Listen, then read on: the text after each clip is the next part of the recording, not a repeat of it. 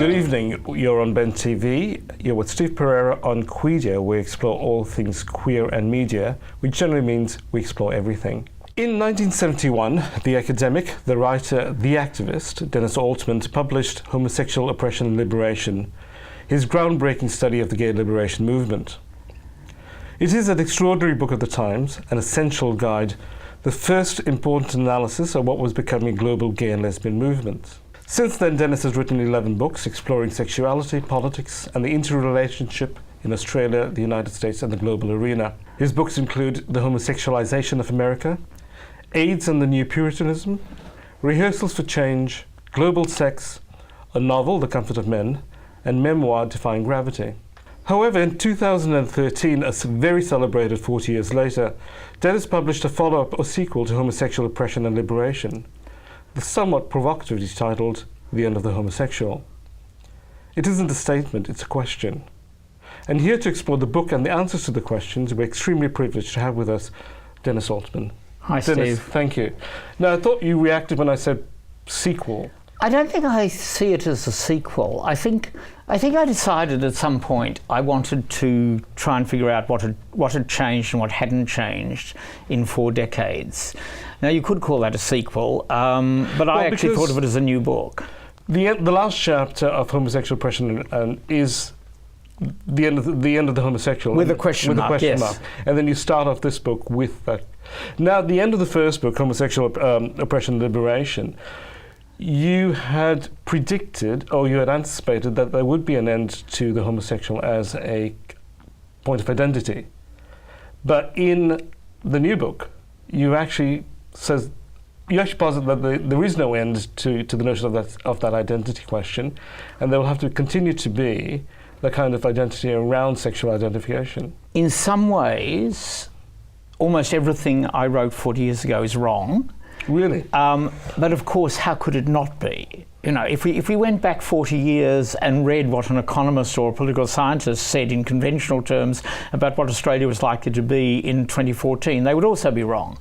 I think that what I'm really dealing with, and the reason the question mark is so important, is this ongoing tension between, on the one hand, saying our sexuality is the basis of a separate identity, and on the other hand, saying it's actually part of all human beings, and therefore, for many of us, it ceased to be a master identity. And I think that is true. And there are people in public life now, and the example I usually give is Penny Wong. A character like Penny Wong, someone who rose to the top of a major political party, became a senior cabinet minister, and was an open lesbian, was literally inconceivable 40 years ago. So in that sense, being homosexual is no longer the all-encompassing identity it was. But part of her hyphenated identity as an Asian Australian lesbian politician, her being a lesbian is still very important to us in terms of role models and getting the media message out, because elsewhere in the book you talk about the importance of media images in helping us articulate identity. So it still is very important for us, for our Jason Bells and other public figures, to actually come out and declare their sexuality in a way. Yes, but I think we're reaching a point in Western societies, this is not true generally, where this is probably less and less true. Although, I mean, at the same time, and I write about this, every generation has to come out and has to deal with the reality that they are probably going to live in a different way to the way in which their parents lived. But it is becoming easier, and as it becomes easier, certainly the way in which we think about, not you and I necessarily, but the larger society thinks about being homosexual clearly has changed enormously. I mean, when I first went on television 40 years ago, you know, when my first book came out, it was a matter of saying things like, we're not ill, we're not deviant, and you should repeal the laws that make me a criminal. Now, not even the most conservative ministers in Tony Abbott's government think we should be criminalised. But in the global sphere, obviously that's changed, because in India has just recriminalised homosexuality. Now, I understand that's a legalistic quandary rather than a political mindset. But certainly in Africa, there is the persecution of gays continues unabated. Oh, look, I think you're pointing to what I think is by far the biggest issue we should be thinking about. And it's a global polarisation that's going on. And look, there was a wonderful example on my Facebook page yesterday.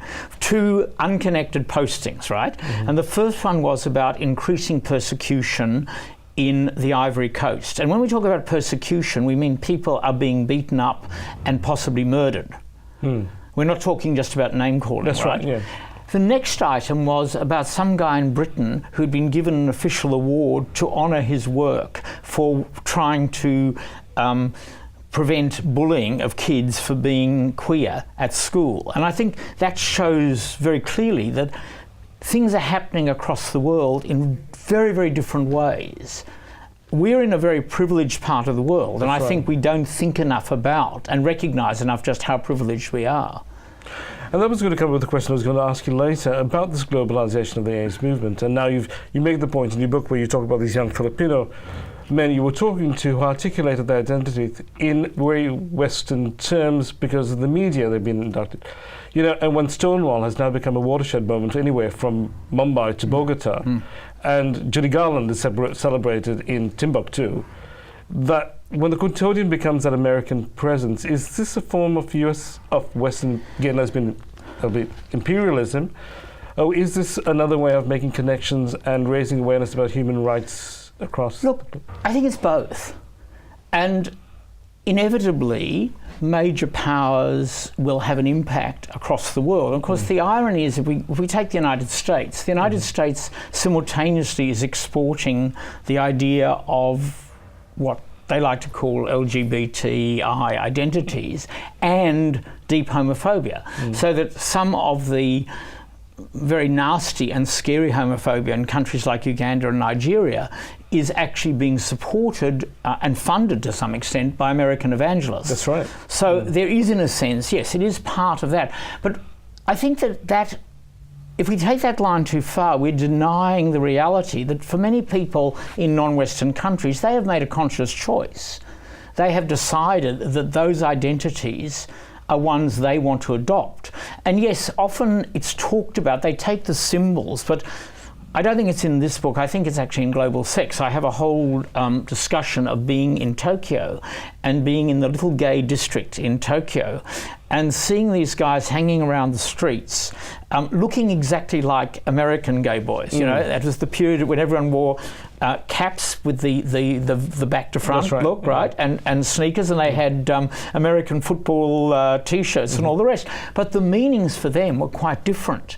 And the ways in which they thought about themselves were quite different. How were they different?